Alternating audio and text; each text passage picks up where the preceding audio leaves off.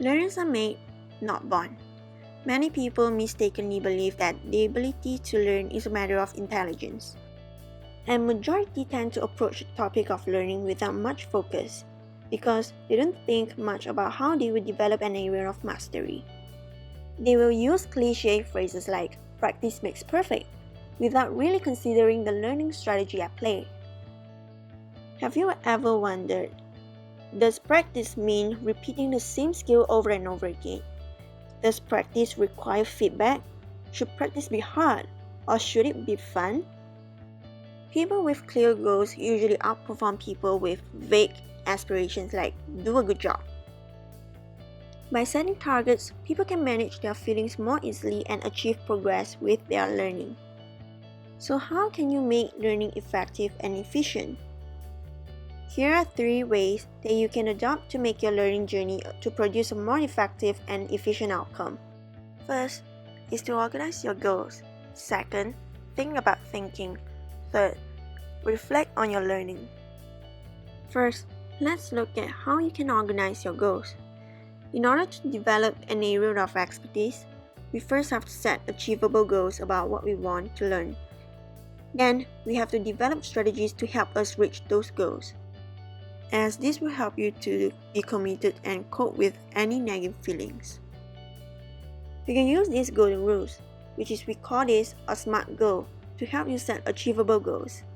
SMART is an acronym that stands for specific, measurable, action-oriented, realistic, and timely.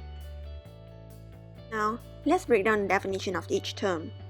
Having specific goals mean you will give well-defined, clear, and unambiguous to what is needed to be accomplished by inserting the details in. Make your goal measurable, meaning use quantitative or qualitative assessments to measure your progress towards the accomplishment of your goal. Make it action-oriented by identifying concrete behaviors or processes while setting your goals.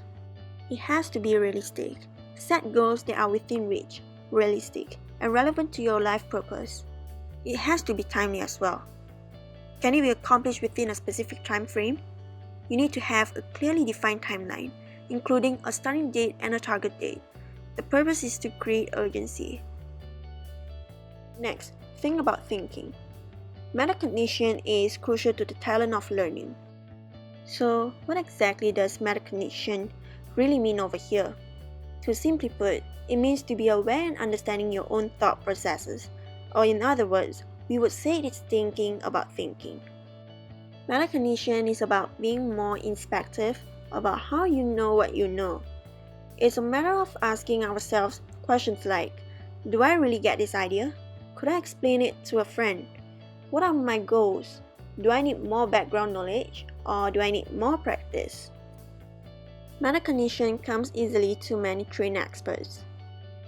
You see, when a specialist works through an issue, they will often think a lot about how the problem is framed. They will often have a good sense of whether or not their answer seems reasonable.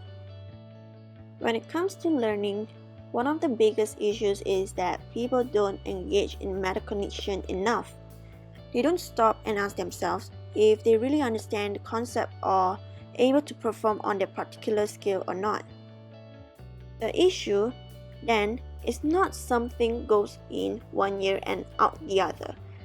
The issue is that individuals don't dwell on the dwelling. They don't push themselves to really think about their thinking. Last but not least, reflect on your learning.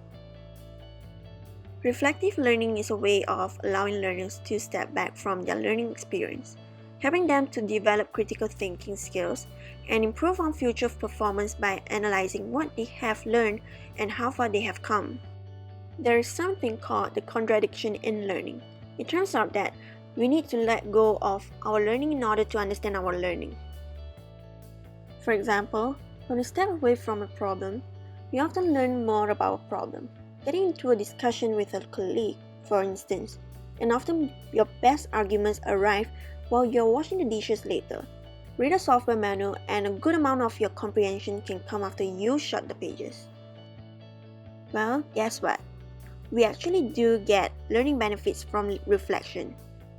And usually this type of reflection requires a moment of calm It could be quietly writing an essay in a corner, or talking to ourselves as we're in the shower, but it usually takes a bit of cognitive quiet, a moment of silent introspection, for us to engage in any sort of focused deliberation. Sleep is also another fascinating example of this idea. You know that we can tidy up our knowledge while we're napping or sleeping deeply?